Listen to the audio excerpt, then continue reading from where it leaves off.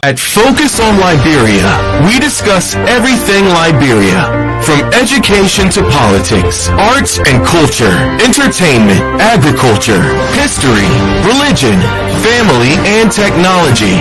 Focus on Liberia uncovers and showcases the best of Liberia and shows the world the truth about Liberia. We educate, elevate, and promote all things Liberia. We conduct interviews, panel discussions, debates, and more. Tune in to Focus on Liberia on Facebook and YouTube and be a part of the stories that make up the news. This is Focus on Liberia, and I am Panelist. Good afternoon, ladies and gentlemen. This is On Point. I'm glad to be with you this morning. This afternoon, this morning, this evening, wherever you are. We are here to discuss issues pertaining to the Republic of Liberia, things that affect Liberia, Liberians, and the diaspora. Ladies and gentlemen, we got some serious topic today, and we want to make sure that everybody understands we are not here to celebrate the downfall of another human being or specifically another Liberian, but there are critical questions that we need to ask ourselves, our friends, and those who are behind some of the investments that we are talking about. Everybody wants the best for Liberia. We need the best for Liberia. We need Liberia's best and brightest. And in so doing, we should not ignore the telltale signs of irregularity, criminality, and just plain immoral attitudes. With me to discuss the issues today are my co-hosts and a panelist, Mr. Padmore. Mr. Padmore is a brilliant Liberian, successful businessman, a philanthropist, someone who cares about the country and wants the best for Liberia. Mr. Padmore is out of Minnesota. Mr. Padmore, welcome to the show. Thank you so much. Thank you so much, Jerome. It's so good to be here today on another Sunday. Looking forward to the discussion. And hopefully after this discussion, we can move Liberia a little bit closer to where we want it to be. Thank you so much. And with me is our panelists and a brilliant analyst on Liberian issues, business, economics, and writing public policy. Mr. Duale is an investor in the Republic of Liberia, has done a lot of work. So yes, he has a vested interest in the economy, the safety, the security of the country. Mr. Dualu, you are in the Northeast. I think you are in Boston, Massachusetts. Welcome to the show and your opening remark. Thank you so much, like Mr. Padmore said. Hopefully after this conversation, we get Liberia closer to where we want it to be. At the end of the day, we got to talk Liberia. We don't suggest that we have all the answers, but in order to understand our problems, we have to talk about them, find the solutions. This is not a throw job at anybody. But if something pertains to Liberia, or something that's going to elevate Liberia, we're going to talk about it. Once again, I'm happy to be here as always. Great. Before we go into the topic, Mr. Dualu, can you tell us a little bit about yourself, what you were doing in Liberia? And after that, we'll go to Mr. Padmore. Let the Liberian people actually get to understand what you guys are doing or what we all are doing, not just criticizing or talking, but we actually doing things on the ground. Yeah. But when Ellen Johnson first came to power back in 2007, I took an investment to the country. We had about 27 employees for over 10 years. The goal was to build a sanitation outfit into the country. I shipped tanker trucks. I shipped porta potties. I was the first person in Liberia's history to take porta potties to the country. So the goal was to consolidate the trash. Similar offer were offered to the George Weah administration. In fact, I was actually the fortunate guy invited to the country to speak to the guys. I presented them with a proposal, and the proposal proposed to provide a minimum of 200 employment over the span of 3 years. The proposal is still on the table since 2018 that was presented to them. But besides that, we have other investment in the country right now. As we speak, we are investing heavily into the country.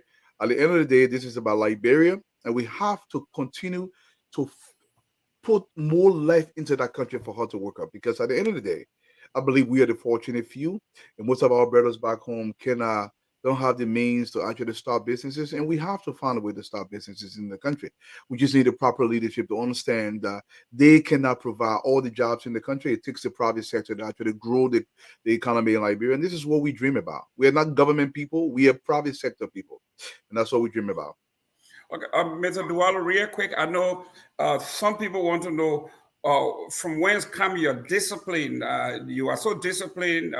If you could mention your background, I know you got some military background, and you have written some serious papers. If you could just mention 2 of those real quick.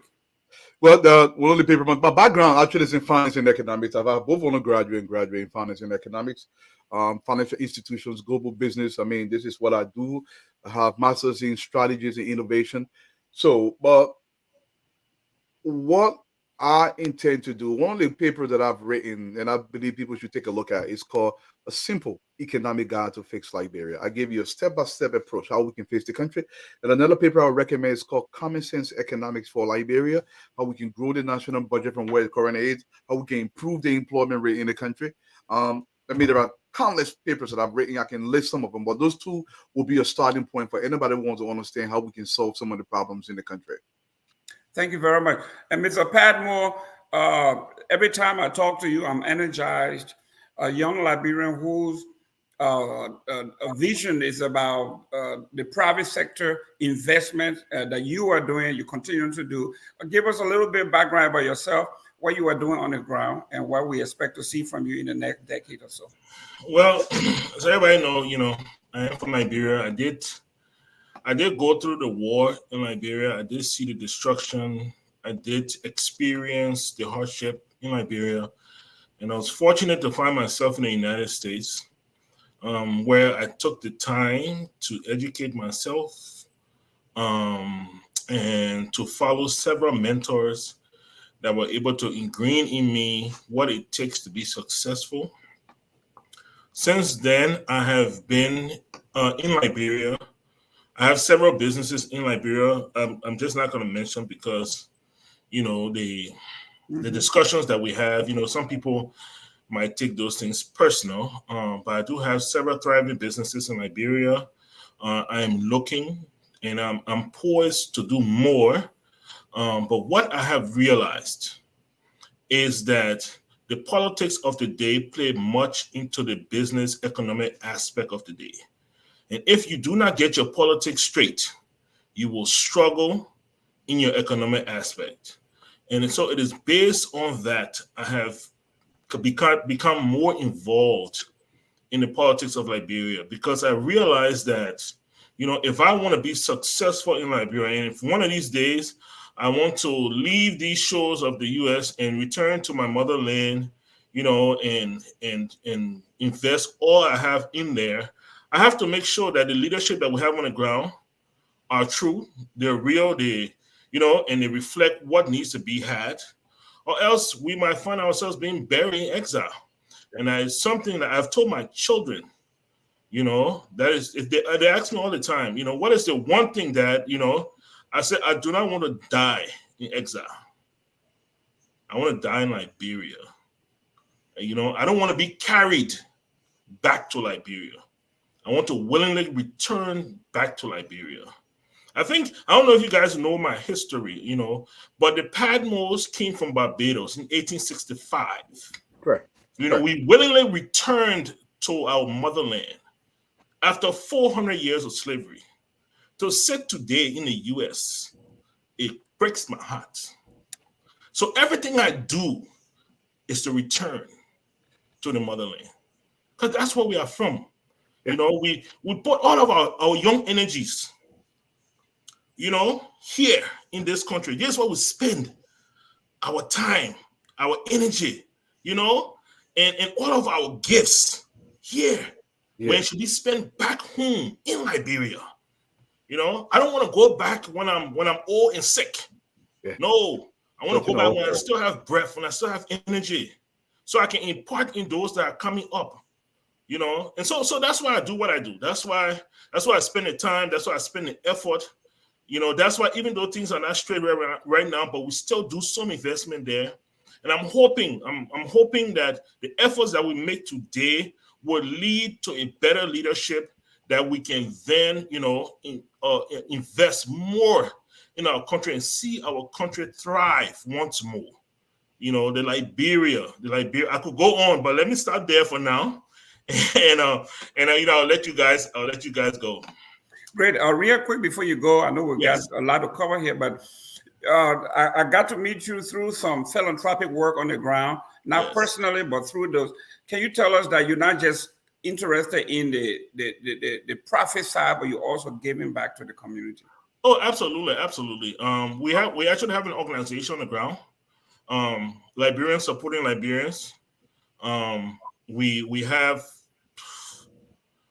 tons of children that are on scholarship in Liberia, in India, in Kenya, in Rwanda, in Cyprus, just all over the place that we're providing scholarships for.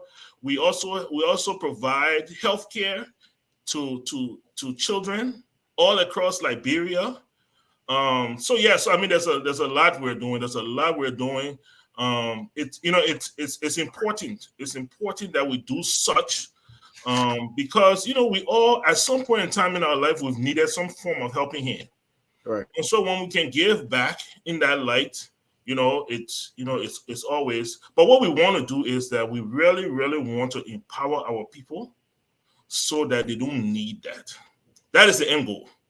So that I don't need to be a philanthropist, that everybody can have a pathway to getting what they need to get, that Mike can just be Mike, But that's what we do there. That's what they're along with I have to mention her with Miss Glendy Jane Juniors, a very intricate part of that organization. So I have to say a shout out to her.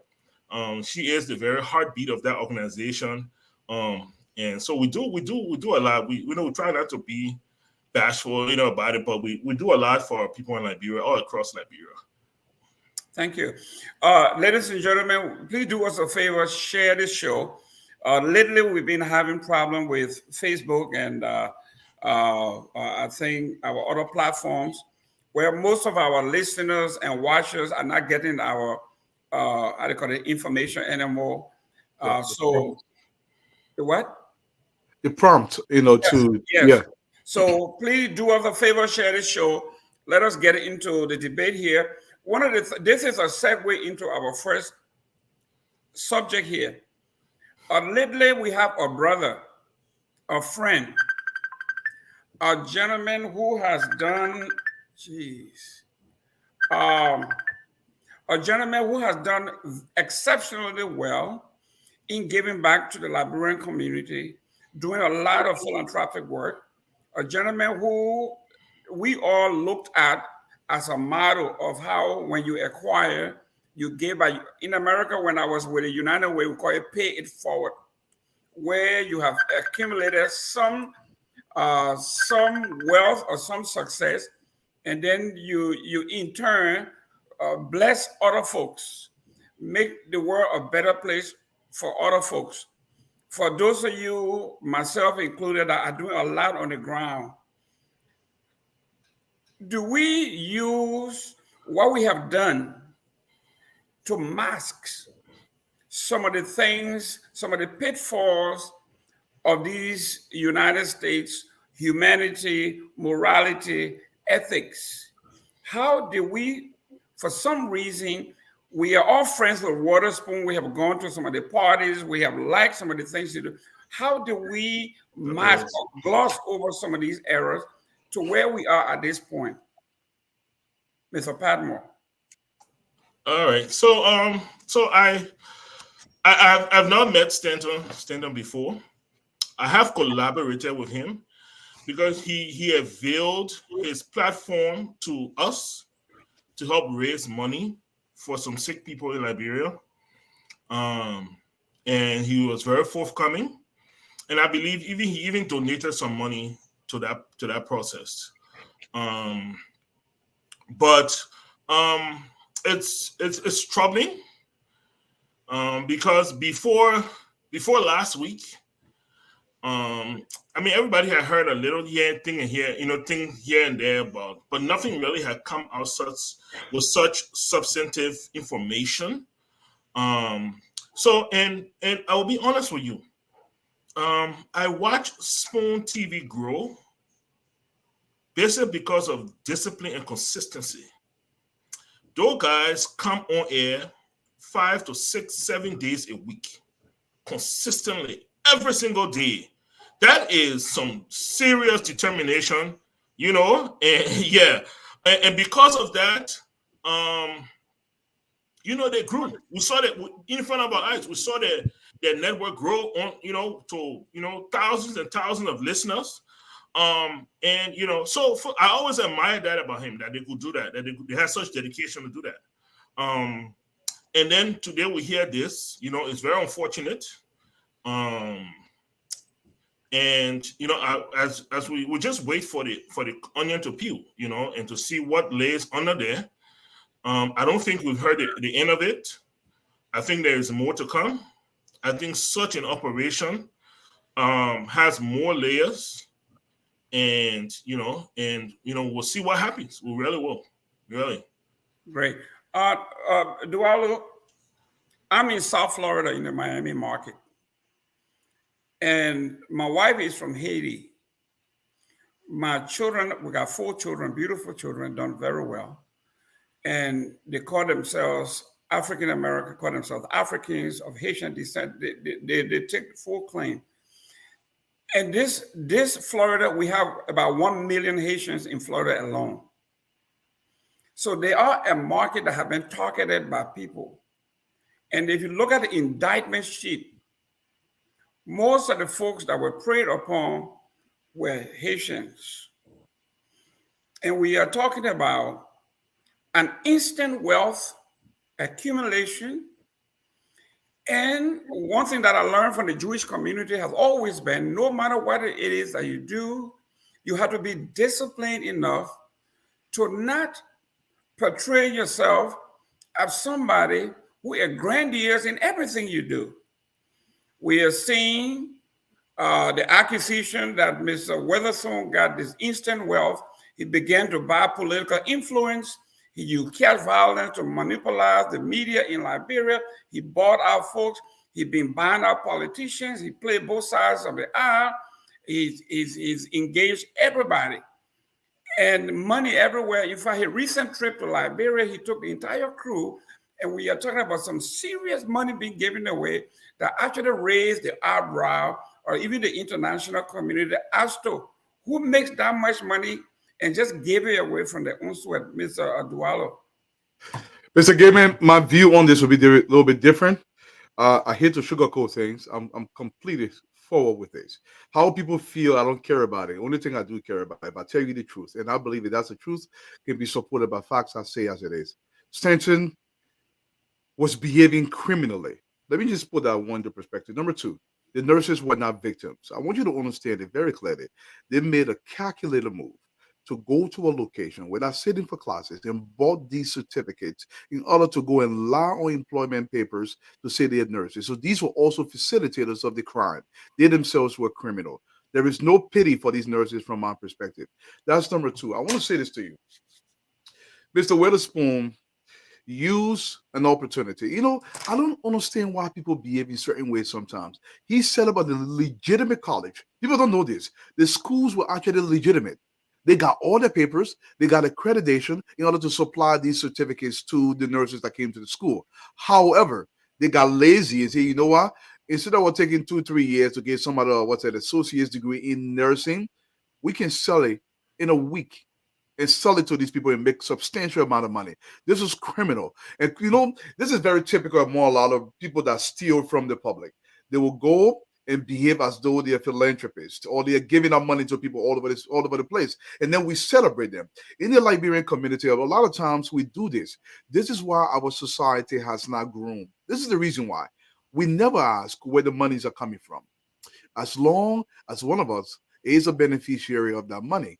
This is why our society is the way it is. There should be no pity whatsoever. If this can be proven, the only hesitation that I will have until it is proven that Stanton did this, there should be no pity for him.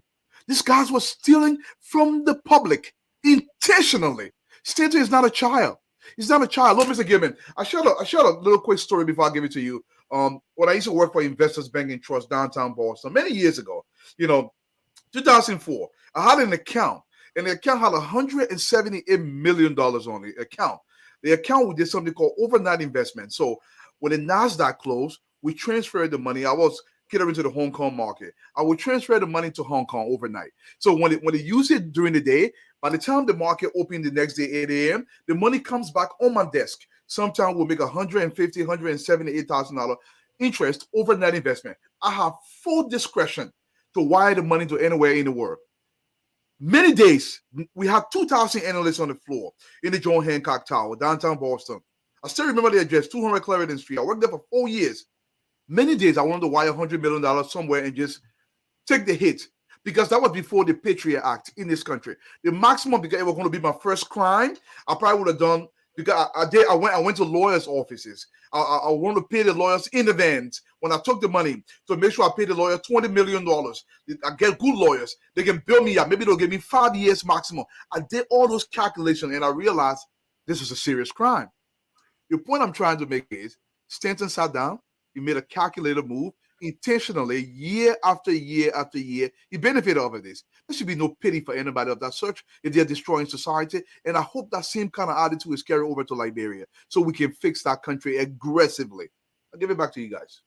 Well, Mr. Patmore, I know, like I said a few weeks ago, we all feel like we are family with the Weatherspoons, even our friends over at GHT, Jide Hard Talk, and Michael Gilman, in October, alerted the community that there's something missed here. He went through the list of things that were wrong here. And I, as a panelist also at the time on our show, kind of played it off and say, well, okay, you own a platform, Stanton owns a platform, maybe there's some jealousy here. So we kind of gloss over and left it. He said, gentlemen, I'm telling you, he said, you are in Florida. This is what happened right in your backyard. There's a major development coming up, and here we are. We are talking about, I think everybody knows the stats. The federal government, to bring charges against you, they usually don't bring charges that they don't win. I think everybody knows this stat. They are 96.6%, 99.6% sure that you're going to be convicted. And your chances of you, those of you who did math, I think like 0.04%, which is negligible, is impossible. Right. What they have done, they have lived in Stanton's WhatsApp, his messenger, his telecommunication. They have lived in those domains for the past, 5 years since 2018. So what they have done, or definitely would do, they will have everybody flipping. They have gone through this. They know exactly how it's going to happen, and here we are. So let me. You know, I'm watching the comments, and let me make something clear. You can, as a human being, you can still have human feeling for somebody and want to see justice done. You can do both at the same time. Mm-hmm. You can have sympathy or empathy for somebody and still want to see justice done. So when you hear people say, oh, I feel sad about the situation, it doesn't mean that they're celebrating the act, or it doesn't mean that they're celebrating the person, or it doesn't mean that they want the person to be set free. This is the U.S. Whether I want him to be set free or not, guess what? They got him. They got some serious charges. Only the federal government is going to decide the fate of Stanton Witherspoon. Nobody else.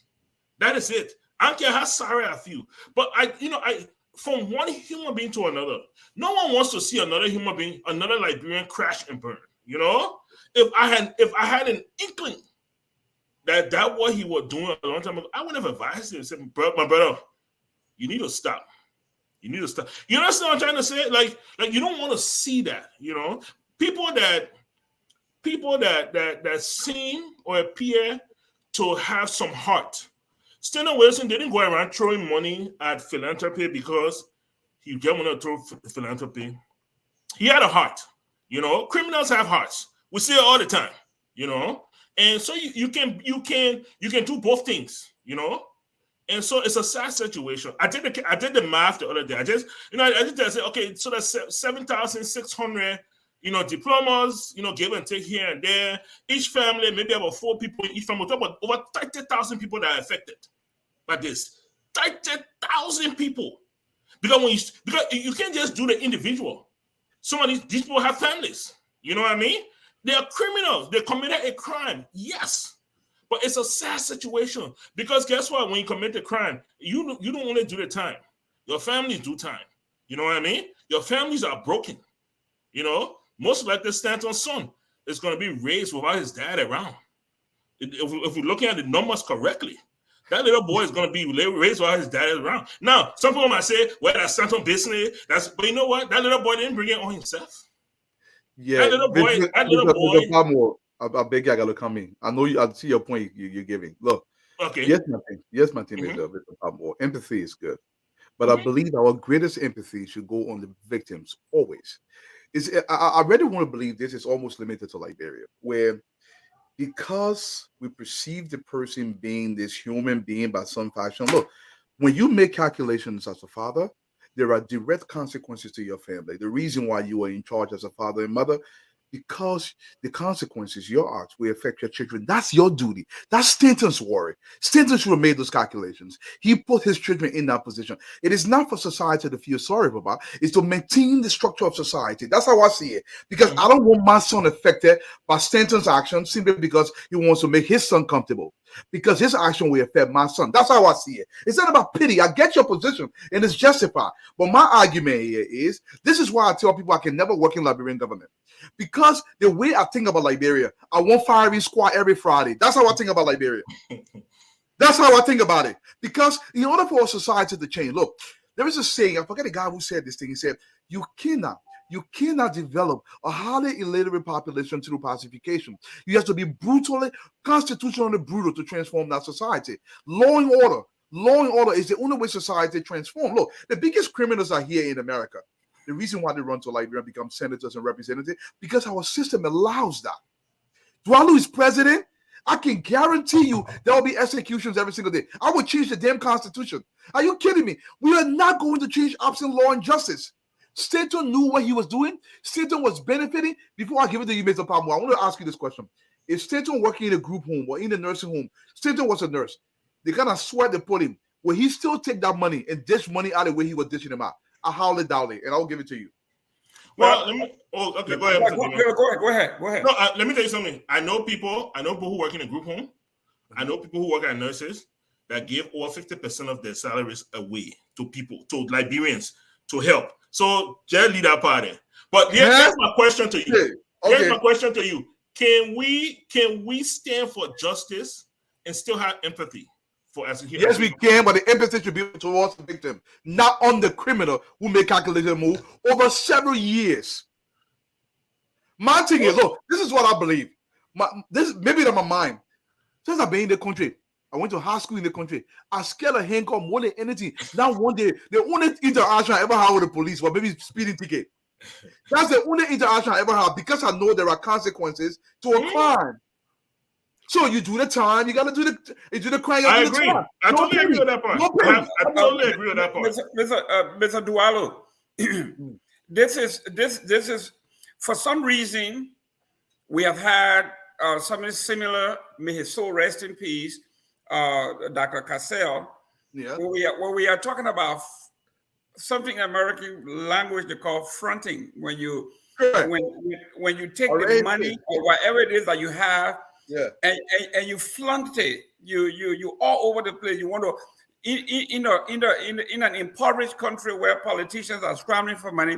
You want to buy your own private helicopter to fly all over the country, give you an unprecedented hand over everybody. Same thing here.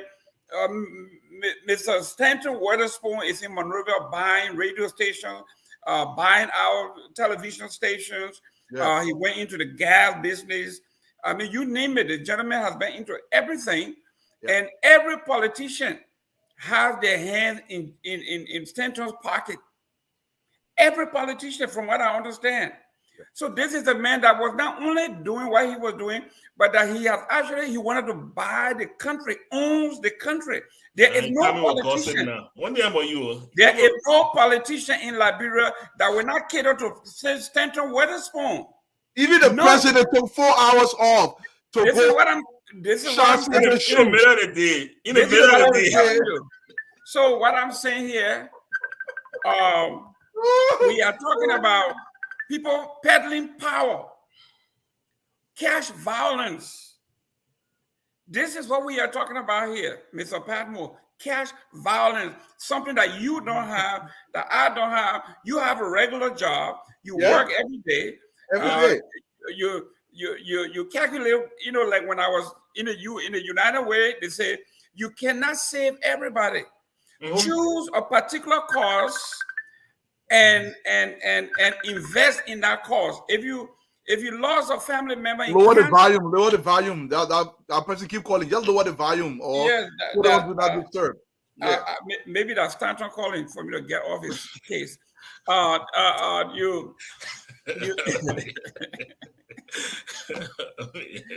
So you come out here and you say, well, my mother, my grandfather died from cancer. I'm going to donate to research in cancer. My brother was an educator. I'm going to do an education foundation.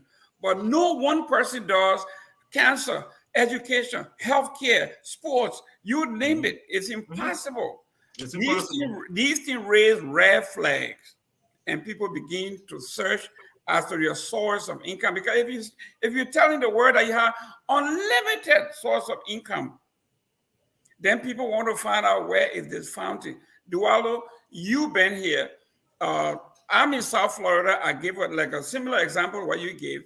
I had a sports academy for young folks, and we did the AAU circuit. We travel all over the country because my son was playing the AAU.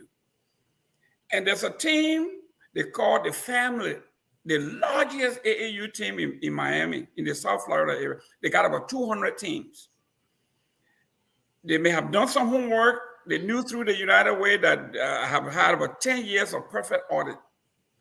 So they came and they said, you know, we want your son to play on our team. We're going to Las Vegas. Fine. My son is going to play on the team. All expense pay. I don't have to pay anything. The next thing I knew, a week later, they came, they needed reservation at some of the top hotels in Las Vegas. And I said, fine, why not? I helped do the reservation. And then when it was time to pay, they brought me a huge bag of money, about maybe $100,000, and say, put this in your account, just pay out of there. And my antenna went up for organization this huge. Why you not paying it from your credit card? Do you have a credit card? But you want me to take $100,000 and put it in my account and pay. So this is what I'm saying. If I was someone who just wanted to do something because I saw money, I would have said, okay. And if the U.S. government decided to track where that money came from, I would have been ensnared. So what I'm saying here is when people start getting money, their ego gets in the way. And they forget that you were in one of the greatest, they were the greatest countries on the face of the earth, and they have unlimited power. Unlimited power. Unlimited power. So this is where we are. We'll come back to that, but let's go to number 2. Someone just said, hopefully we can open the phone line because a lot of people want to participate, and rightfully so. Because everybody that goes into the American healthcare system in this country is at risk. You don't know where these people are. The healthcare system knows where they are. Yeah, the healthcare system knows where they are because the man would know that. No, I want to say something. Can I say this before we go? Real quick, Dualo. Just I want people to remember. 1 minute. The U.S. have been tracking this since 2018, they said. Can you imagine We have been getting services since 2018. We don't know who the nurse is. Go ahead. Look, let me tell you this. For me, the Liberian perception in the Americas matters to me. We know how the Nigerians are perceived in this country.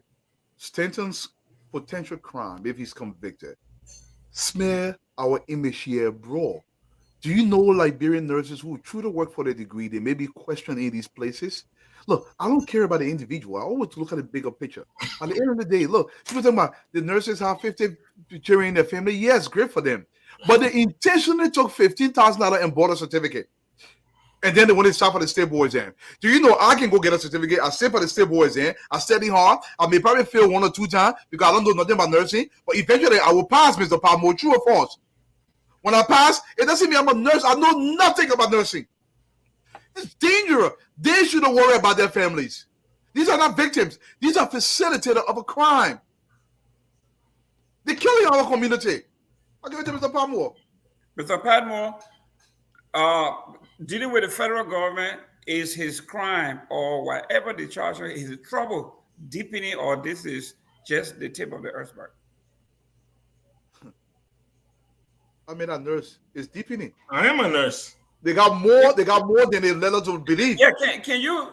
Oh, you want to know how they're gonna find them? Is it deepening or this is it? No. This is not it. There's not it. There's a lot to it. There's a lot more than this to it. So I'm gonna give you a few things. Selling of the diplomas or degrees is one thing, right? Yeah. For most people that went to school here, know that when you went to school, you apply for financial aid.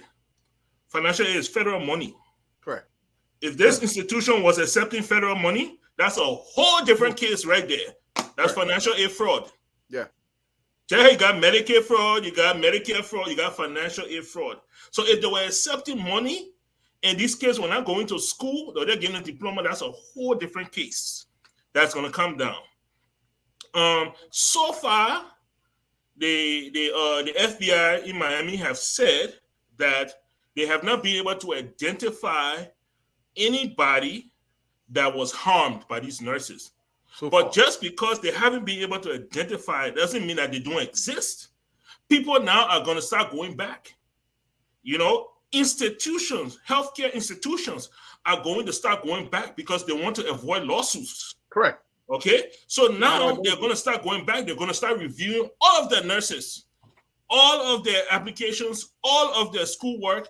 And if you came from any one of these institutions at any point in the last 2 to 3 to 4, whatever amount of years, you'll be identified. Those patients will be contacted, to see how they are doing. If hospitals and healthcare facilities don't take proactive actions, they can be sued. Correct. So they have to be proactive. And so this is like I said, if you remember in the beginning, I said we'll watch the onion and we'll watch the onion peel, because it's a lot more to this than just certificate and passing the board to become nurses. There's a lot more than that. Let me end with this. I think Jerome, you and I have talked about this before. I'm actually in the process now, right, of certain healthcare international interactions that I just don't want to spill all the beans out here, but I'm in the process of international healthcare relations, right? And it is a huge blow because this reflects on Liberian nurses. Correct. This reflects on and I'm a Liberian nurse, so it's personal to me. And it reflects on the future of Liberian nurses. We are already stigmatized by our accent. Correct. Yeah, and we're walking into the room and they ask, "Oh, what school did you go to?" And all those things. So this is just going to further that, and it's going to make it a little bit difficult for even the work I've been trying. I've invested 3 years into this. If it's even going to happen forward, I don't even know at this point. It all depends how things are going to roll out. So even I, who sit here in Minnesota, who have never met Stanton before, I may be affected by his actions. I may be, I'm hoping not, but I may be. And that is just the fact of the matter. All right. So we can go on to Boakai in the U.S. because I'm very interested. This is so. The reason we added that piece is 2 weeks ago I was with I won't call her name, but she's the deputy secretary of HHS. This is an African American woman who's here with us in South Florida, hail from South Florida. She is Anthony Fauci's boss. And we were talking, and we've been talking about other stuff about, healthcare. When I saw the FBI added, not only the FBI, but they added HHS to this crime, I knew it was huge. This is serious, even though the state crimes as well, the state charges as well. And look at the amount of nurses that have gone overseas. Let's say those that went to Liberia, went with their certification, Haiti, the Caribbean, everywhere else. I'm saying this because I'm a victim. I want to believe I'm a victim. 3 years ago, my first cousin had a mild stroke and went to JFK. And they say he needed some blood infusion. And after they did the infusion, he began to bleed out of the ear, his eyes, his nose, everywhere else. And they couldn't figure out what was wrong. And they called me, and I called a specialist here from the University of Miami. He told me the only thing he could think about would be that they had given him the wrong blood type. Somebody, either a nurse or somebody who was trained to do that work, if he had a blood type, or they may have given him a B plus or whatever, and the body rejected it any way possible. That's why the doctor said that's without seeing the patient, those could be some of the reasons. So I'm saying to us, this thing, the ramification is huge. You come to the school here, you graduate, you go to Liberia, you get right into the system. So we'll come back to that. Now let's go to VP Boakai here. And hopefully we can open the line for some calls. We can go through this because I'm seeing a lot of the stuff here. People are requesting to make a comment ad. Most of them are professional folks, and we'll honor that.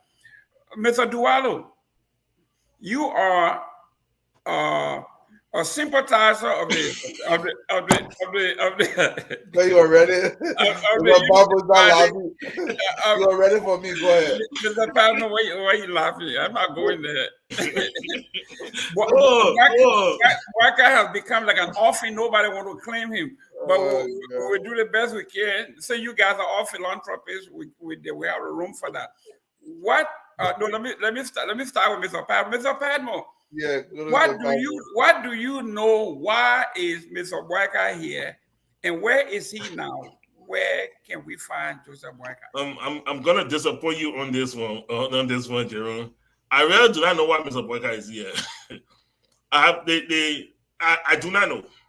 According to Mr. Boakai's team, Ambassador Boakai's team, Ambassador Boakai was here for business, to visit, to raise some money for his charity, but we haven't seen a fundraiser yet. He was also here to meet with investors and other friends of Liberia for bilateral, the word your CDC people can use for bilateral, for bilateral, and multilateral. That's all I heard, and we haven't seen any of that either. So if you ask me why is that, I don't know, but I will speculate because in a vacuum we are left to speculate. That's right. But I will speculate that based on VP Boakai's recent health scare and hospitalization, his team thought it smart to bring him to America for a full workup that cannot be gotten in Liberia. So he's probably going through a full physical, a full workup. He's probably seeing his cardiologist, which is smart. You want to do those things. If you want that man to last until December or October, you better make sure that he sees his doctor, And I think that's why he's here. That's my speculation, But But that's how I believe he's here. And I believe they're keeping it secret. I don't think they should keep it secret. I think it should be a secret thing. If somebody's sick and you came to the hospital and you leave and you're not certified, you are entitled to a second opinion. Let the public know.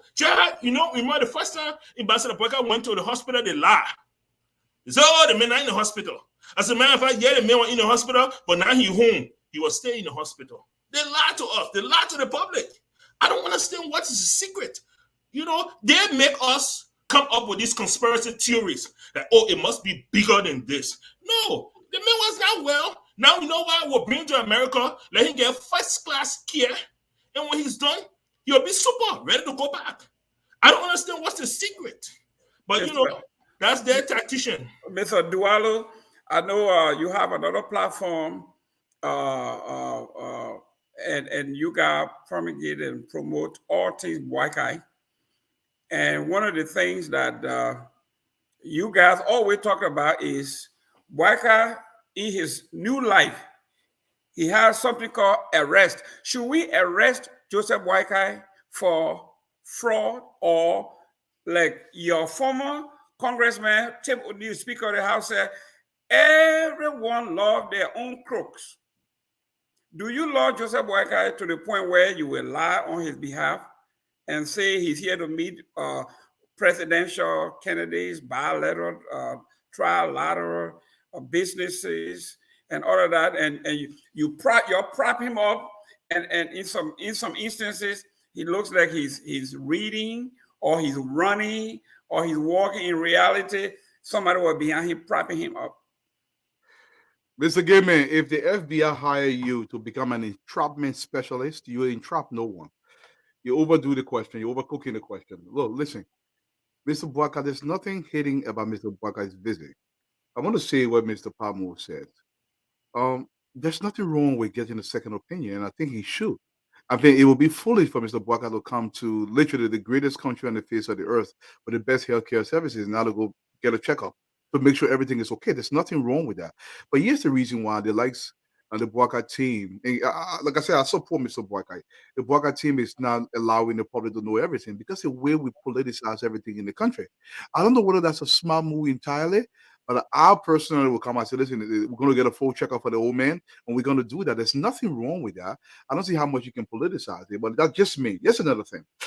The man say you will meet with people. The man probably here to raise some money, meet other people. You want to tell me, you want Honorable Boakai to tell you the exact strategy why he came to America? I think that's pushing it. This is a political organization. They have their own internal strategy, and they are doing things to make sure they can be able to win come October. What is there to be showing the public? With the exception, because Mr. Boakai is a public figure, I would agree with Mr. Palmer and say, listen, there's nothing to hide. We're going to do a full checkup because everything is fine. He's an elderly man. Listen, when I get old, we get sick. At my age, almost 46 years old, if I get sick, I'll run to the hospital. In fact, sometimes we avoid the hospital. My wife will literally grab me and take me back there because we here going to the hospital. And I get it, and I get why they're asking these questions. But by the end of the day, listen, there's nothing wrong with going to the hospital. It's the way they're going about it. Maybe people will question that. But Mr. Boakai is not going to tell everybody his strategy, why he's in America. America is a massive country. He's not hiding. Everybody saw him walk around. But we all know there was something wrong. That's why he went to the hospital. But I don't think it's substantial to the point where you can say Mr. Boakai is not a viable candidate come October 2020. I mean, this year, October. Mr. Padmore, thank you for coming to the rescue of the Unity Party. Mr. Dualo is trying to spin here, and I will not let him spin his way out of this.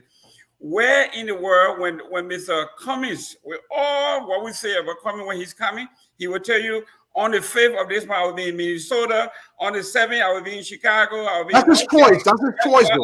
Come on, let me land here. Okay, go ahead. I will be in this place. I will be meeting with the people of Chicago, the Liberian community in Canada. This is where I'm going to be. This is what we do. I'm going to be in Washington, D.C. I'm going to be meeting with the trade union. I'm going to be meeting with this. These people are saying the same group. Thank you very much. The same group that were telling Joseph Boakai, I think when the last time he was here, somebody queried him. and they asked him, I think it was something on the budget, and somebody went to his ears and told him, don't answer that question. Just tell them, when you get there, you will let them know something that facetious. So what I'm saying here is, Mr. Dualo, thank you for the spin, but we are talking about Tip O'Neill from your own state of Massachusetts, Speaker of the House. Everybody loves their own crooks, and they will do all they can. And that question came about when somebody asked him, the United States Congress approval rating is 8. And your approval rating in Massachusetts is 89%. How is that? He says, because everybody loves their own crooks. Mr. Dualo, you love Mr. Boakai, and you will come up to defend him, knowing that the old man support, not love. I don't love any politician. Okay, well, you like him. He's old, he's sick. You know very well he was coming to do his pacemaker. He had a mild stroke. He was going to do all of those. Just tell the folks that the old man is sick, and we are bringing him to the state to make sure he gets stabilized. But we do not want another Paul Biya. Paul Biya. In Cameroon, when he came to the presidential summit here, his handler, like Costa and Dualu and Anthony Kesseley, they will be pushing and telling, read this. One second. Look, Mabuswa is asking you, when President Weah leaves our country, the man that we're paying for everything, does he tell us where he's going? Excuse me. We are talking about Joseph Boakai. When President left, when President Weah left, the last time he told you, I will be going to Morocco, I will be going to Egypt, I will be going to Monaco, I will be going to the United States, I will be going to the World Cup. That's why you have not even done that. So don't you, Mr. Padmore, I know you love your own crook, just like these guys. But I have no crook. Huh? I have no crook. Okay, there you go. You know who you remind me of? The famous Republican president, the former U.S. president. When they asked him, he said, "I'm not a crook," but he wound up resigning. Go ahead. He don't know no other crook. No, you're your Republican history, man. It's a wonder you talk about Ronald Reagan yet, but I know it will come before the program is over. Look, here's the thing. Philip Boakai apparently attended the funeral of Mr. Cassell. It was splashed on the headlines. We saw the pictures. We saw all those things. I mean, you can't give us piecemeal. Either it's private or it's public. If you're gonna come and attend, different activities and occasions, then make everything public. If you're gonna keep it private, then you make everything private. For me, that's what it is. It's you just do one or the other. You're anticipating on being the next president of Liberia. What you do in these last 9 months will tell us not only the kind of man you are, but the kind of president you will be. In 5 years, we've not heard about Jawia going to the hospital before. Nobody has ever heard about Jawia. You want them to say Jawia, he has never had a physical? He's not going for a physical before? Or something? No. But they choose to keep that to keep that secret. Is Boakai going to do the same thing? When the people are asking, it's one thing if nobody is asking about your health. It's another thing if people are concerned. To take everything that people ask as antagonistic, it's not healthy. Some people are asking just because they care. I'm not a Boakai man, but I have feeling for the old man. And when he was sick, I empathize with him, and I don't want something to happen to him. He's still sick. I really don't. But yeah, but that's what we are. I just believe that the UP people need to do better than the CDC people, because we'll compare the two of them coming down the stretch. They will be compared, and we will not compare this based on who was more corrupt than the other person. I refuse to have that conversation. It has to be on a new vision for Liberia. And if UP is the new vision for Liberia, UP has to start to act like that. Because the only thing we have is their last 12-year record. And I'm sure they do not want to run on that last 12-year record. So if they don't want us to bring that 12-year record out, then they need to start to show us. So this is Joseph Boakai's UP, and this is how we are going to do business. You know, that's what I'm saying. Mr. Padmore, thank you very much. You've been very generous by saying 12 years, but we are going back to 1971 when he got his first job in leadership. So we are going to say 54 years. Now, listen to this. The reason Padmore, Mr. Dualo, and Kofa do not go to the hospital every time is that at your age, the chances are your health insurance is very low because your chances of getting sick is very, very low. Once you pass the 70s, nobody wants to insure you. That's the fact. Now, here we are. Let's go to our third point here. Prince Johnson has been going on the rampage. Outbursts everywhere. What is going on here? People are saying that Prince Johnson is a strategist. He's a great thinker. He's a political tactician. He knows what he's doing. Now, can we say to ourselves that Prince Johnson, someone that you guys said was untouchable, will ANC, Unity Party, COFA 2023, accept Prince Johnson's endorsement or even accept to be the vice president? Mr. Fanel, thank you for being late, but you are here. This man running for president in Liberia, he's late as they can come, but it's all right. So I got to come in first. I got to No. Let me deal with the late president here because this presidential candidate that wants my job, wants president, we have job, cannot show up on the job on time. So let's deal with him. Mr. Kofa, if Prince Johnson came to you, endorsed you, or asked to be your vice president or your campaign team, I know as you speak, they're in search of possible running mate, will you accept, should anybody accept Prince Johnson endorsement or as running mate? Well, sorry to the audience and sorry to all of you guys that I'm a little bit late. I had a family emergency I had to attend to. But you see, Prince Johnson represents, he stands at one of the many despicable icons of contemporary Liberian, the state of contemporary Liberia. Like when we look at him, not in isolation. Ellen Johnson Sirleaf, Macintosh Giwe, Daniel Chie, these people should be literally, they should have had their day in court, and they should have been held accountable for what they did to the Liberian people. So, for me, it breaks my heart that this kind of individual, who I call despicable, like I'm saying, in line with Ellen Johnson Sirleaf, Macintosh Giwe, and the scores of others who keep on parading or occupying what I would call a position of trust in Liberian society. These people, they are showcasing what I call the case that Liberia is stagnant. We have literally been hijacked by this kind of character. It bothers me. 2023, Prince Johnson is still a figure in contemporary Liberian society. It's wrong. That's why you see when the ANC invited Daniel Chie, Macintosh, and folks, folks of the ilk, they are saying it's okay to deal with a guy like Prince Johnson.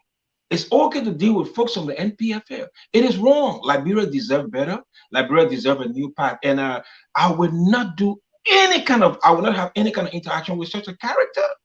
He's tainted. He represents an anomaly, and he represents a failure, a breakdown of the Liberian society. So I will not welcome him. I reject him. I will make sure that such a guy experience his day in court and be held accountable for what he did to Liberia. Thank you. Mr. Padmore, you keep your candidate, Mr. Cummings, came on the scene with a hand like this. Man of clean hands will not do work, will not work with any crooks and the corrupt people. But he had pivoted. Now he said he has built a big tent. And that tent includes criminals, murderers, squanderers. In fact, some people are now dubbing him MPFL 2.0, Mr. Padmore. Man, Jerome, but don't even bring that in here. MPFL 2.0. Who is MPFL? Is it MPFL MPP? And who is in collaboration with MPP? Who gave MPP the second most highest seat in the government? Really? I mean, you're really serious here? Then you're talking about Prince Johnson. Ben got Samuel Doe picture on his profile picture. He upset because Prince Johnson kept Samuel Doe. He's harboring a tribalistic thing right now. All that he has feelings. That's all he about right now. But look, we have if we have to move Liberia forward, we have to be serious and we have to be honest with the people, man. Look, if we want to isolate people from our society, let us bring the court. Let the court decide. Not you and me, personal feelings. You know, because guess what? The Gyopo will protect their own people. The crab will protect their own people. The Loma people will protect. Everybody will protect their own criminals. That's what you said. The only independent, when you go to the Temple of Justice, there's a statue there. That statue is blindfolded. There is a symbolism to that. It don't see tribe. It does not. That's why the court is the final arbiter. That's why we are supposed to go to seek justice. That's why Stanton Witherspoon was staying to seek justice. And guess what? When that court, when that gavel goes down, whatever they say, none of our feelings will matter. It's the same thing in Liberia. If we want to isolate Prince Johnson, if we want to isolate Ellen Johnson Sirleaf, if we want to isolate Gabriel McIntosh and Daniel Chair and anybody else, let us bring the War Crimes Court and let these people face their day. And then we can speak forward. But all the other personal issue, McIntosh was nominated to be the governor's chairman. I don't know if anybody remember that. Right before he decided to align with ANC, he was selected by Samuel Doe, George Weah, to be the head of the governance council. The most integrity institution in the country. I hear no CDC person say anything about it. As soon as he said, "Oh, our Ellis Cummings," now he the devil. Okay. Because everybody in their feelings. Let me come in. 1 minute before you come to, ladies and gentlemen, the phone line is open. You can call 605-313-6004, and the code is 791-4031. Hashtag. Mr. Dualo, real quick, and then I go to Kofa. Look, Prince Johnson should be a non-entity in our society. The political parties will decide whether to accept this man or not. I personally believe he should be silenced out of our political life. But, the appeal should go to the people of Nima County, to the people of Grand Jita County.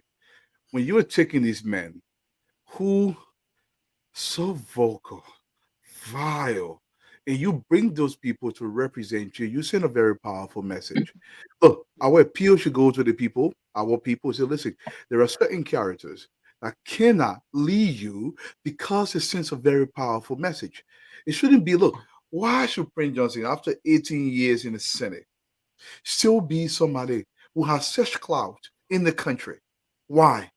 Because the people continue to empower him. Let me tell you something. A lot of people don't realize this. Most of these political actors, they really don't want to associate with Prince Johnson, but they understand the clout he pulls in the sector of the country, which is Nima County. They want the people's vote, so they kowtow to the likes of Prince Johnson. He should not be a factor. How do we make him a non-factor?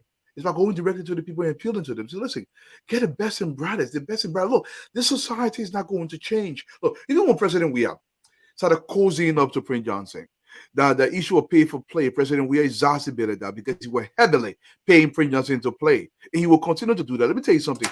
Prince Johnson will get every single dime out of President Weah because if Nima County goes, there's no freaking way the CDC can win more than 20% of the vote in Liberia.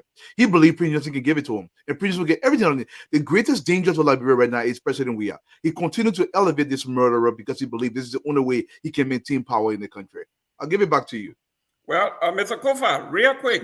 Yeah, first thing I want to say It's unfortunate that Mr. Padma doesn't know me. I'm not a crime man, though. I'm not a crime man. I'm not. So maybe there's an assumption I'm not. I'm a crew man. My dad is crew. My mom is crew. So that is, I mean, that's the first thing. And in my pitch, I said these people, they need to have their day in court. And I do not want us to sit and wait for a war crime court. We have the TRC recommendations. The TRC peg the crimes to their equivalent in Liberian law.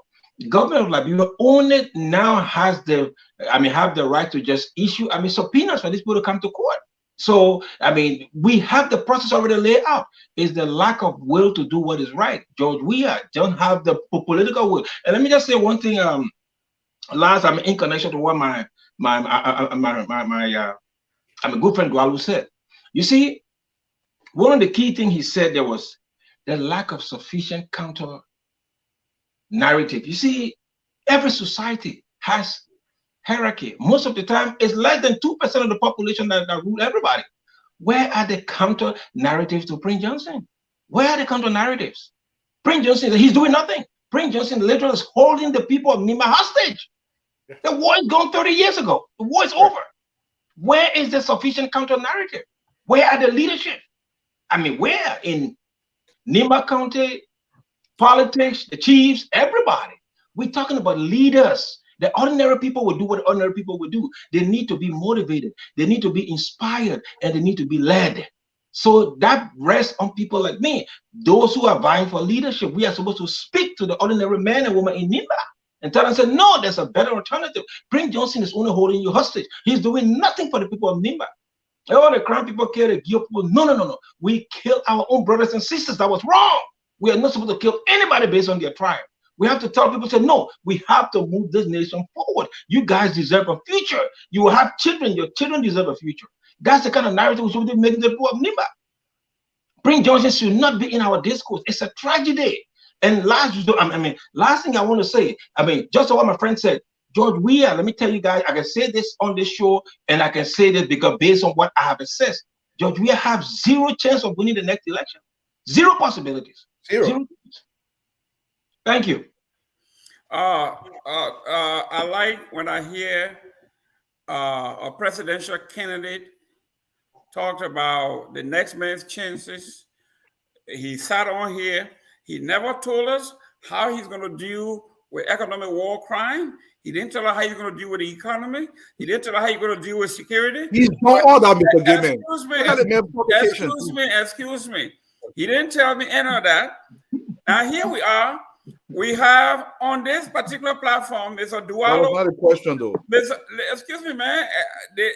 The only Joseph Boakai Unity Party supporter on this platform says that Prince Johnson has been around for 18 years. He should be a non-factor. He forgetting his old man that been around for 55 years. You see what we're talking about? Joseph Boakai been around since 1971. And then you're talking about Prince Johnson, 18 years. You're forgetting your own 54 or 55 years in government. The vice president that sat over the 68 commercial concession agreement that were written when he was president of the Senate. He never was voting right. It was on Ellen Johnson. We understand this. He could have been a conscientious objector. He could have said, I don't want to be a part of this.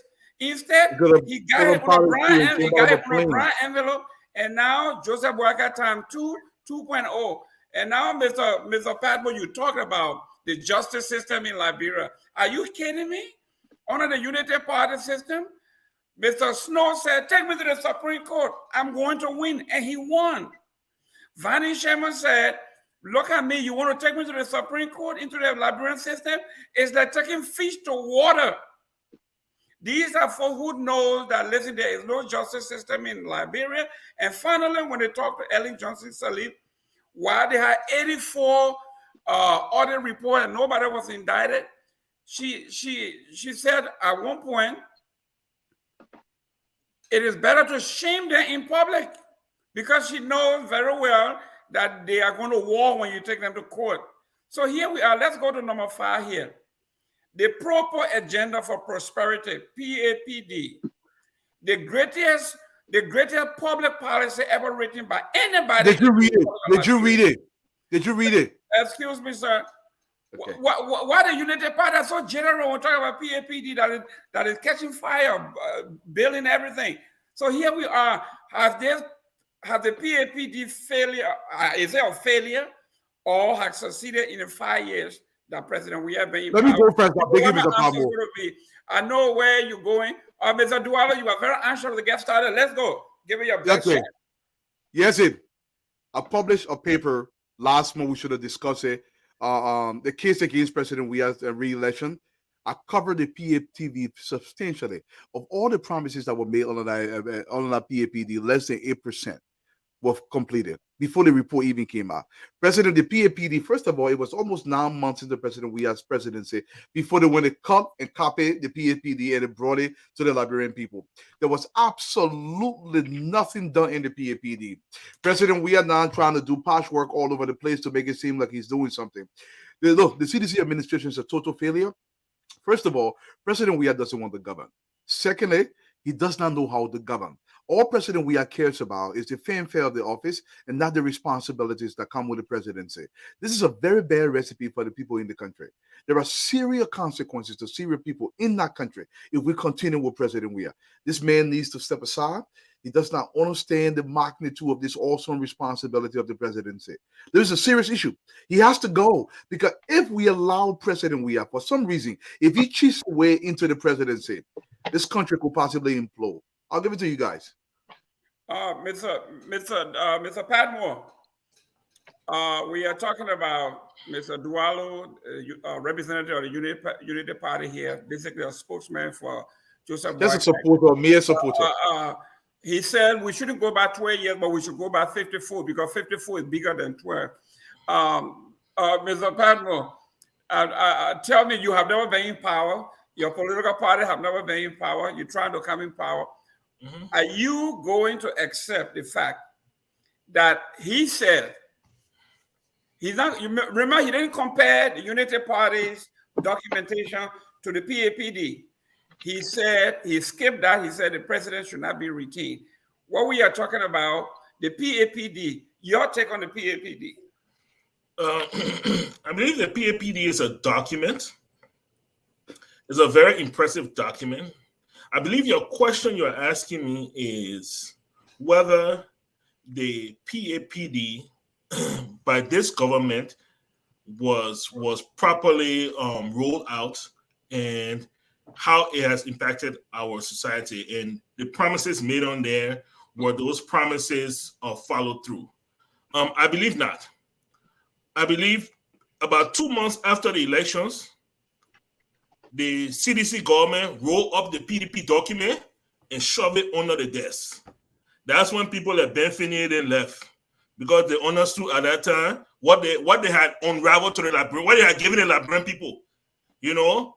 And since then, it was just last month before you brought that document back up, and now you're trying to quickly check off things as quickly as possible and haphazardly make things appear as if you are checking off a list. And I believe that Liberian people are going to buy it. I believe it's been a failure. I believe the policy of the PAPD has been a failure. Totally. I believe that the Liberian people will see it for what it is. You know, and they're not in that. In what, it doesn't matter how many patchwork you do between now and December. It's not going to change the mindset of the people, because they've been suffering for 5 years, and they will not waive those 5 years for the 8 months where you think you're going to do. Listen, Mr. Kofa. I would like to come in, please. Yeah, you next. You next. I'm coming. All right. You see, the Unity Party has no comparison. I was expecting the ANC, the new kids on the block, to say, this is what we're going to do in healthcare, education, rural infrastructure development, women's health. That wasn't the question. He didn't compare. He can do it. Let's see. He said the stuff has failed, but he just glossed over it. Mr. Frenel, I think you were part of this PAPD, and you knew how great it is, and how great as it is. you now want to be the torchbearer of the PAPD. What are you going to do differently that will make PAPD succeed? Yeah, you see, the problem is, it's unfortunate. I think my friend Padmo has read about the PAPD. He have heard about it, but he don't know what it is. I will tell you this: the PAPD was a strategic document. What you can say, what I will side with it, and what I'm going to say is that the implementation of the PAPD has been less than what was anticipated, and what you would say the framework to ensure execution is absent. Let me tell you this: when you talk about PROPO, it's a UN word. That word was coined in 2009. PROPO simply means the poor, they should have a say in terms of policy, and they should have a say in terms of execution. That is, I mean, when you lead people, most time it is not top down, but it's what bottoms up, so that whatever you want to bring to them, they have a buy-in in it. But let me tell you this: the PAPD has 4 main strengths: power to the people, the economy and jobs, sustaining the peace, governance, and transparency. Now, let me tell you how key those things were. But I'll tell you this: George Weah, we designed the PAPD to have monitoring and evaluation mechanism. Every 6 months, implementation should be gauged. Where are we? How did we get here? How effective have we been? How can we adjust the strategy? But I will tell you this one thing that I will agree with you: the PAPD has not been sufficiently reviewed by the legislature in terms of holding the government accountable, because the government of Liberia, it was plagiarized. The entire document was plagiarized. Is running the country on the proper agenda, so they must be held accountable in terms of the implementation and execution. They are not doing. But let me just say something key here. You see, I just read a IMF report, and that's what I said, that we should include this thing. The PAPD right now, we can conclude that it has been a failure, total failure. Let me tell you one thing: the IMF, they don't have. I mean, they are not for ANC, they are not for UP. The IMF has declared that poverty in Liberia in the next few years is going to rise. The IMF has declared that 85% of the young people in Liberia are unemployed. I mean, these are independent actors. They don't have a skin in the game. So if we design the PAPD to address some of these issues, and the issues that we designed them to address are still escalating, it means that we have failed. We have failed.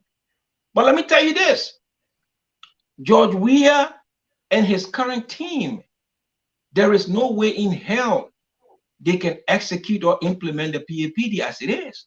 Number one, they don't have the requisite skills, they don't have the experience, and they have never done something on this magnitude. So we understand their shortcomings. We are some of the people who designed this document.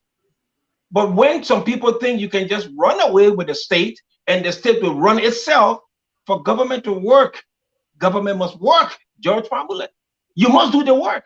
They don't have the requisite skill to execute. That's why we want to do the work. We can declare the PAPD as a failure, and on that basis, George Weah had he has no rationale for. I mean, what would be the re-election pitch? Jaja, muya muya. No, what would it be like? Listen, last thing I want to say, last month, the government of Liberia, after giving 11 million subsidies for rice, they ended up increasing the price of rice. I mean, that's a failure. And let me tell you why I say that: because PAPD, the economy and jobs, the number one item we had on the list was agriculture. It's right here, was agriculture. But there's nothing. We had the agriculture minister a few days ago. She says she has a blueprint. Almost 6 years you're bringing out blueprint. You should be giving all results. Thank you, Ben. Let's go to the lines. Okay. Thank you. Guys, let's go to the line.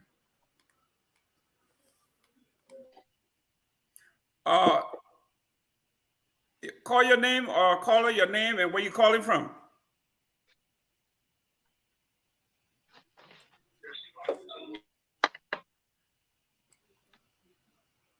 Yeah, this is Harrison. Am I there? Am I is this FOL for us on Liberia? Yeah, your name and where you calling from? I'm calling from Des Moines, Iowa.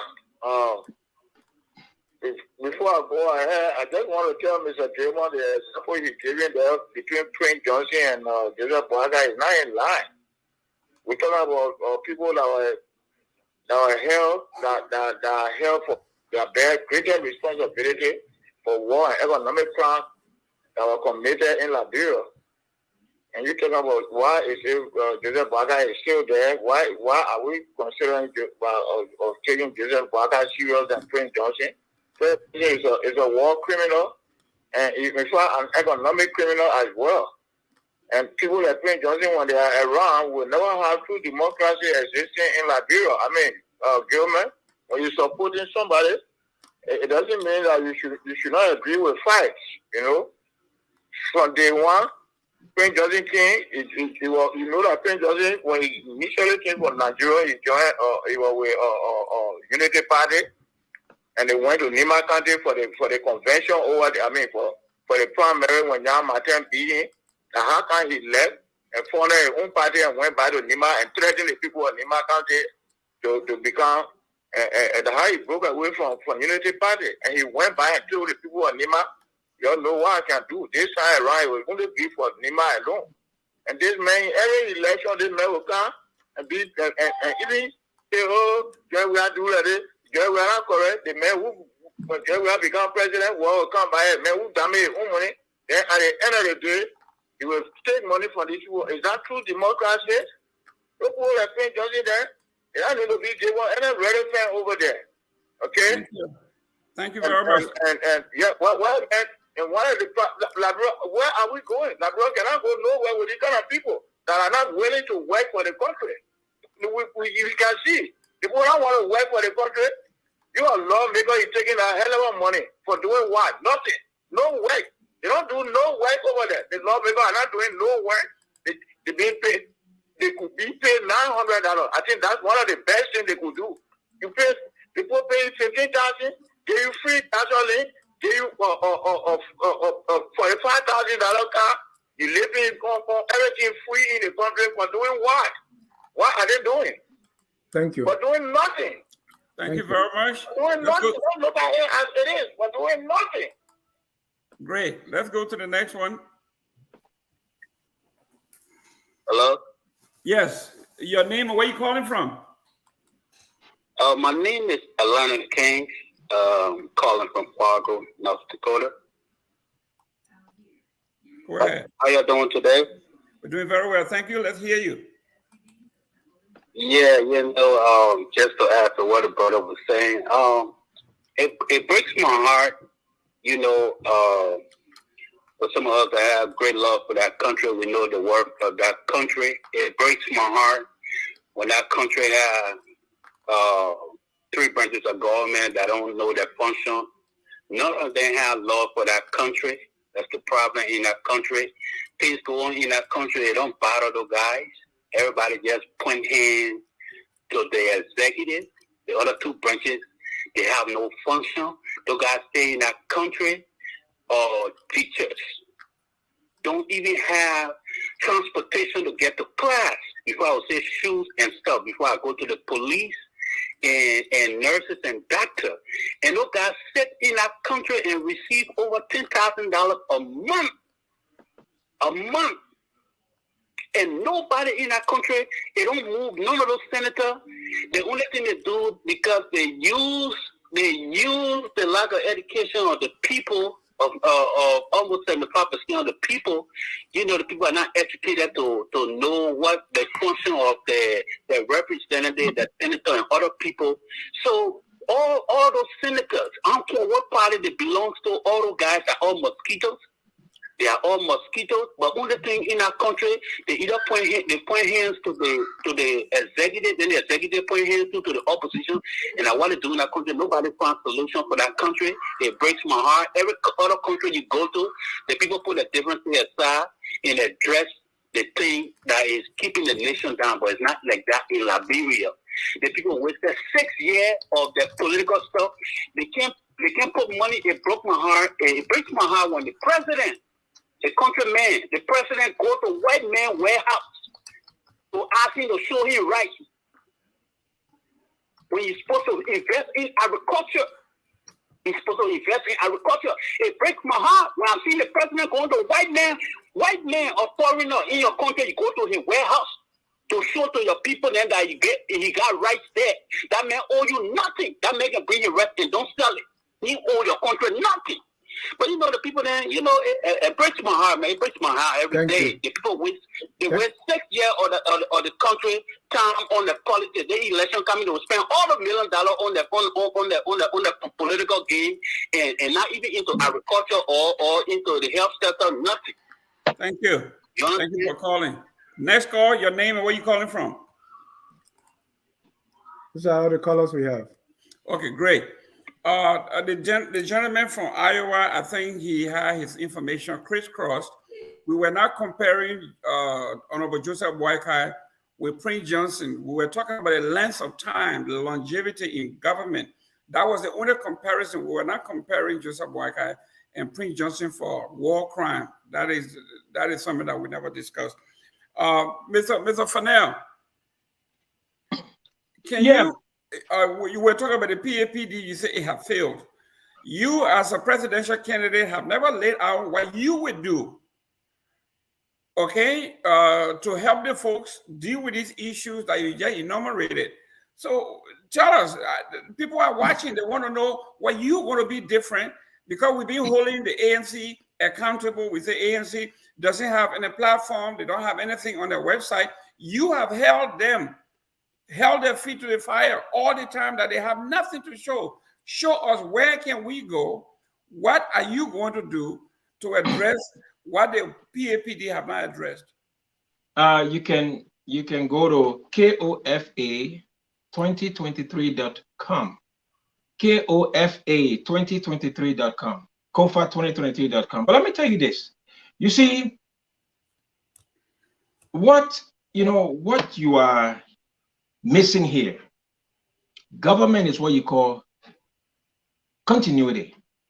If the PAPD is good, any government that will come can tweak it, make adjustments, and continue it. We are not, you see, this is what I said earlier on. The PAPD is a magnificent plan. But what is missing is implementation and also monitoring and evaluation. Even where you work, sir, and like the wise people say, we can't reinvent the wheel. We have our own plan, especially agriculture. I've said it time and time again. It's written on my page. The number one thing I will do in agriculture, I will create what I call the Liberian Rice Company, solely geared towards the production of rice, storage of rice, distribution, and sale. You see, with that, we will incorporate a lot of our young people that you find on the street today that people are calling Zogos. We will use them in that area because it will be a nationalized company funded by the government. That is one thing. But through that, we'll be able to feed ourselves and possibly export. So that is the first thing. That will kill two birds with one stone. We'll have jobs for our young people, and we will have what we call food security to some extent, especially so related to rice. You see, as a leader, you must think. As a leader, you must have vision. As a leader, you should think about solutions. You can't know it all, but you can consult the experts. But this is what we see is a case of inertia. The people don't know, and they don't want to change. They don't want to consult. When you advise them, they say you don't like them. Now we're going to an election, just like the other guy said. It will be munya munya. If I'm going for re-election, I must be showcasing results. I must be showcasing achievements. I can, what I hear now is, oh, Joe Boakai is an old man. Cummings is gay. That's not politics. Somebody contesting for re-election should say, well, re-elect me because I have done X, Y, Z. You cannot say re-elect me because Joe Boakai is sick. No. But let me just respond to what let's take one more caller. Atlanta King said something. Okay. I want to respond to. Yeah, you see, he said Liberians, I think Prince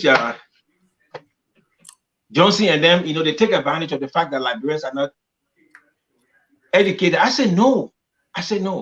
Prince Johnson is striving because of the lack of alternate argument. It's a leadership crisis. It's a leadership failure.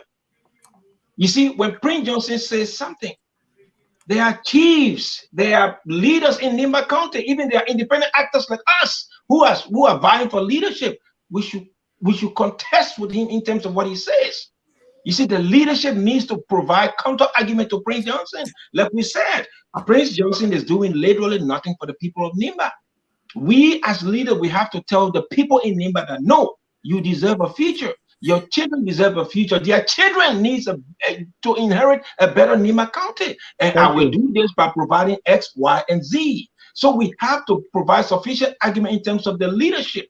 Not the ordinary people. The ordinary people will do what ordinary people do. You have to focus on the leadership, showcasing alternate argument. The same thing with George Weah. If we want to change George Weah, we should come with alternate ideas in terms of how we can solve some of the problems confronting Liberians. Great. Thank you. Let's go to the next caller. Your name and where you calling from? Yeah, good evening, gentlemen. My name is Saki Golafale, and it's my pleasure to be on this show. I've been following the discussion. Go ahead. Hello? Yes, we're listening to you. Oh, okay. Yeah, thanks. I've been following the discussion, and the first thing I want to talk about is the Stanton Witherspoon's indictment. And what I want to say is that in agreement with Mr. Tualu is Stanton, we should have no pity in our hearts for him. He is not a victim. He is a criminal.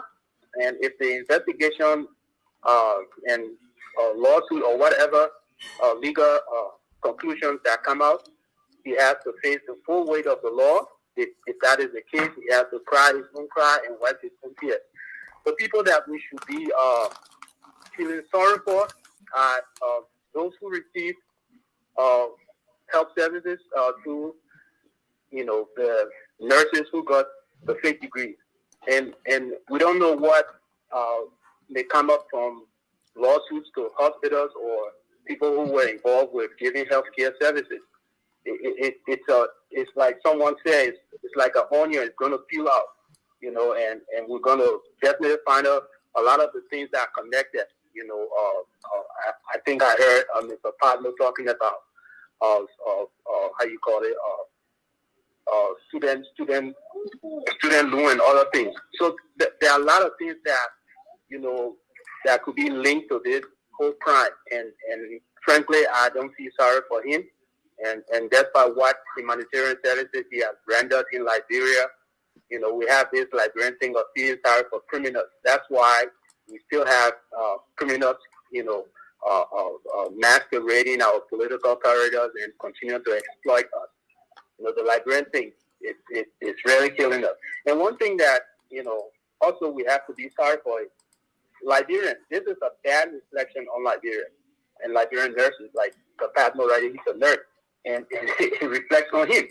So we should be thinking about how it impacts us as Liberians instead of feeling sorry for the criminals, and so that's what I wanted to say.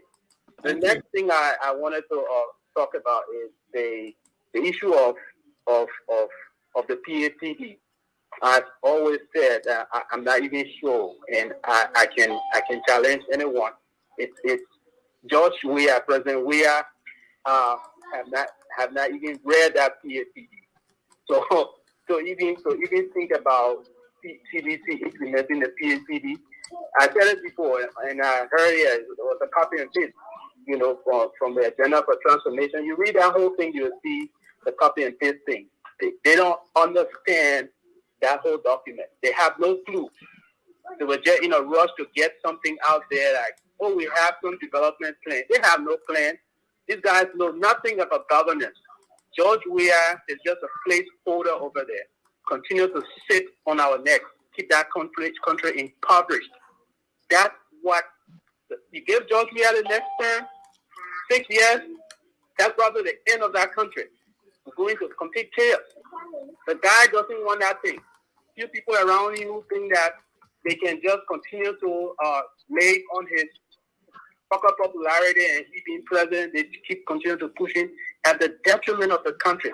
Look, we need to wake up as a country. That country, we've gone almost 2 decades after war. We still have a country that's suffering to understand political leadership. George Weah has no solution. Thank you. He knows nothing about governance. And if anyone says on this show the thing that George Weah has a solution to Liberia, is just blind. It's blind to reality. Thank you. So Thank I you. think we need to the issue of Joseph Boakai, is another thing of discussion, and he has the right to continue to contest. Yes, I supported him in 2017. I don't think he has the solution at this time. His age factor is a very important thing we need to look at, and his health is also important. In as much as we talk about his health, we have to talk about the ability, the competence of George Weah. He has nothing. You put George Weah and Joseph Boakai on the ticket, I prefer going for Joseph Boakai to George Weah. George Weah has nothing to offer the Liberian people. But equally, Joe Boakai, he has his own issues we have to consider, right? So we have to look at the right competent people who have the ability, who have the strength, who are physically and healthy, in mind, body, and soul to move our country and take it from, these gang of criminals in Liberia currently running the country. Thank you. Thank you. Okay, gentlemen, real quick, I want you guys, somebody send me this question so we can all tap on it while we go to the end here. We got two more callers. Okay, real quick. I want you to get a question, guys, so you can have it right after the caller. We can go into closing. So how much did the panelists know about the alleged criminal activities on the Spoon Show? And how is it possible that a medical person who is into the medical field, like Dr. Chinowith, would be a tenured professor at a Catholic university in healthcare sit and allow this to go on? Just ponder that while we go to the call. Caller, your name and where you calling from? Yeah, my name is Nathaniel F. Brown, calling from Minnesota.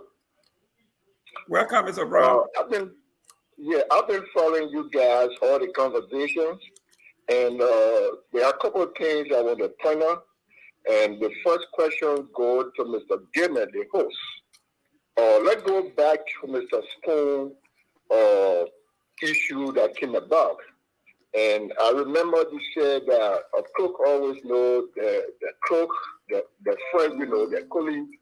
The last time I remember I called Mr. Gaiman and I was just sharing my view with him concerning, Nathaniel McGay. There's nowhere in America you're going to work your butt out and go up in the street and give your money freely. No, I've never seen it, and I don't think it will ever happen. You can bless people. You can be so or generous to help someone with maybe a gas car or some of the groceries. You grab it back to the door. But I remember I was in Liberia. I was in Buchanan, to be exact. And this guy came aboard in Buchanan.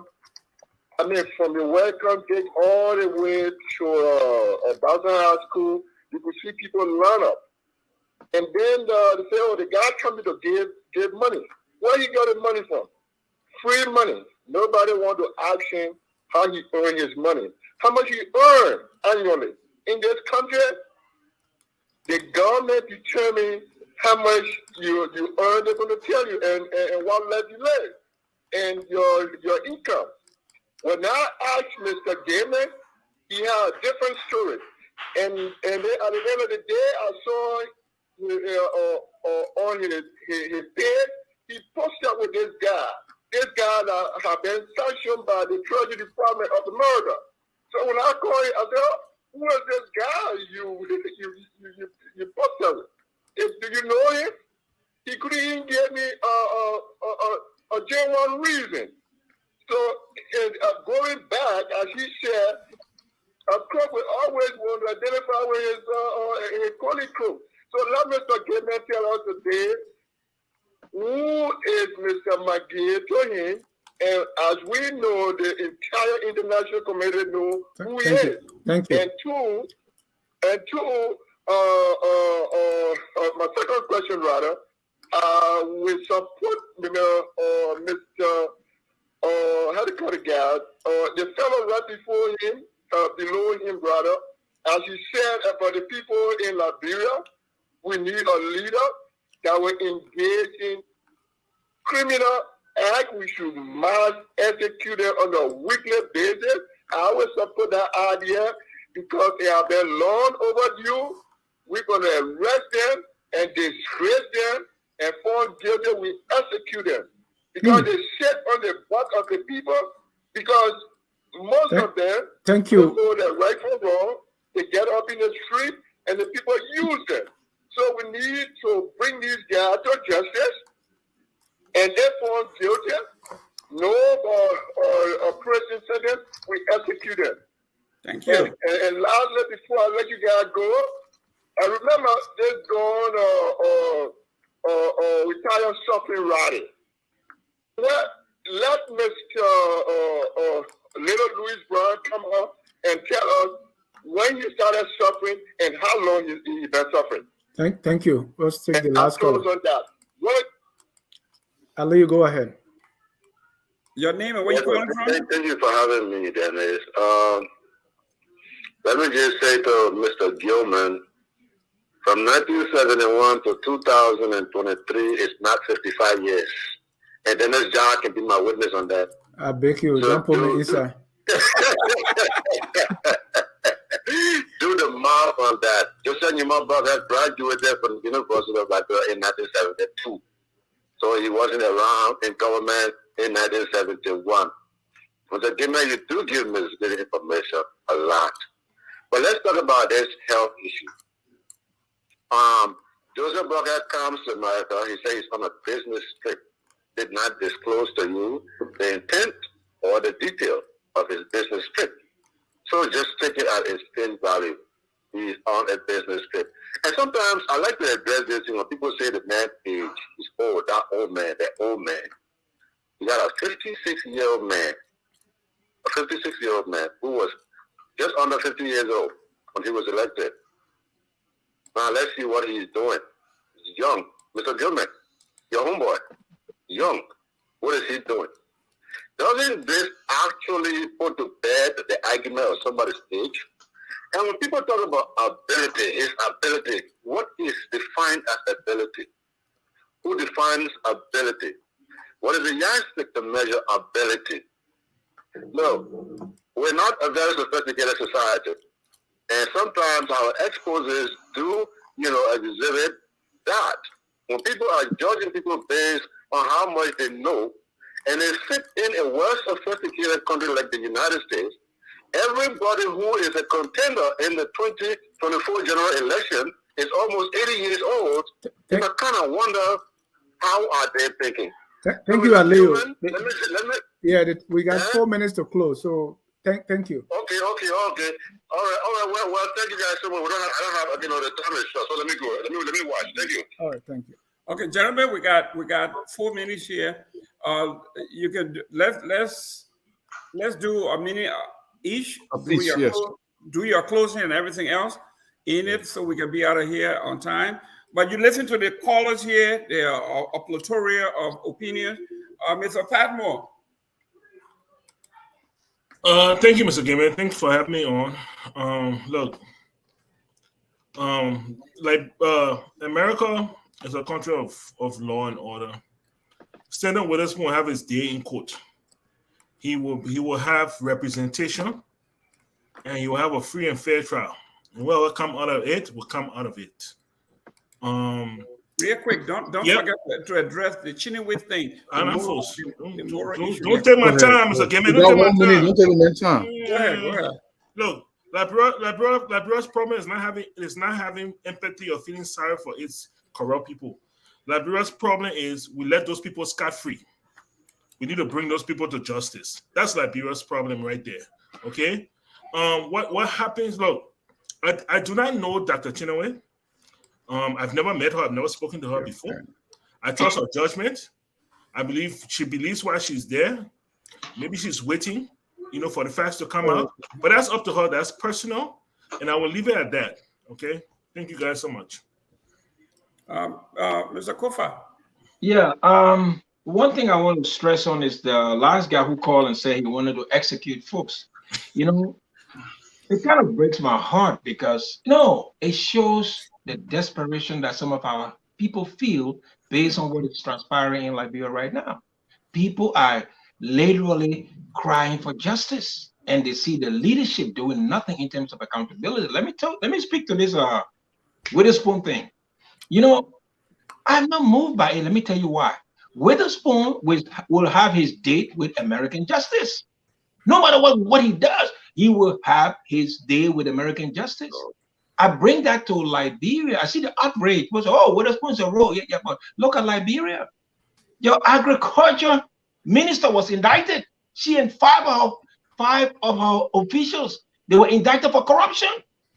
The National Election Commissioner, she was indicted for corruption. So, I look at the outrage. I say, but if you do bad things here in America, you will be held accountable once you are caught.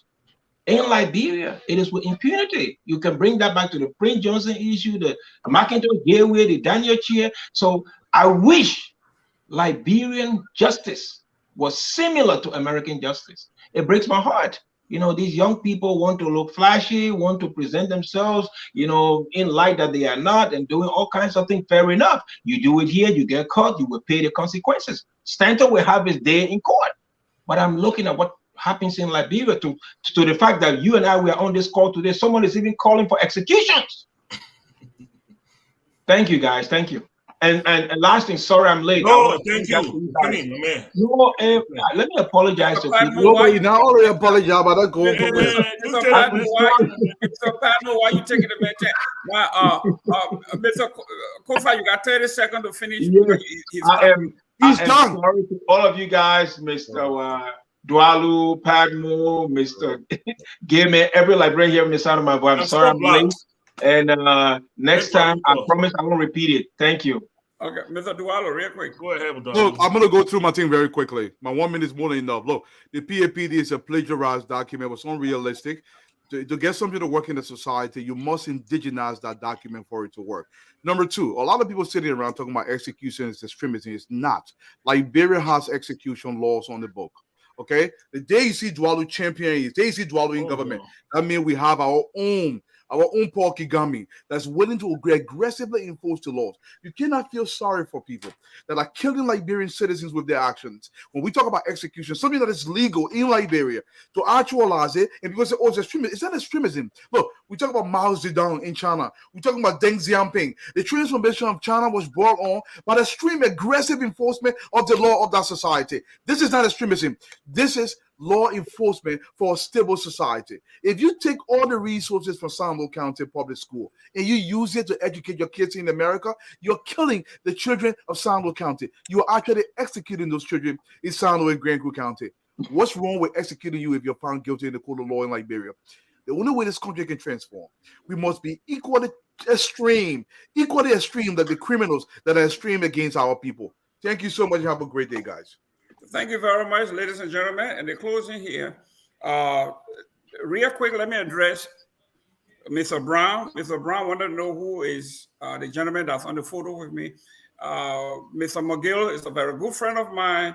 That picture was taken at one of his visits that I did, and I'm proud of him. Hardworking guy, family man. He means well for the country, and that's who McGill is. Somebody wanted to know what Mr. Weir have done with the PAPD. We say power to the people. You saw. Oh, okay. Thank God, mutating. Okay, thank you guys. Let's go. We end the show with our song. We are all Liberian. Oh my God. What? We are Liberia. Liberia is our home.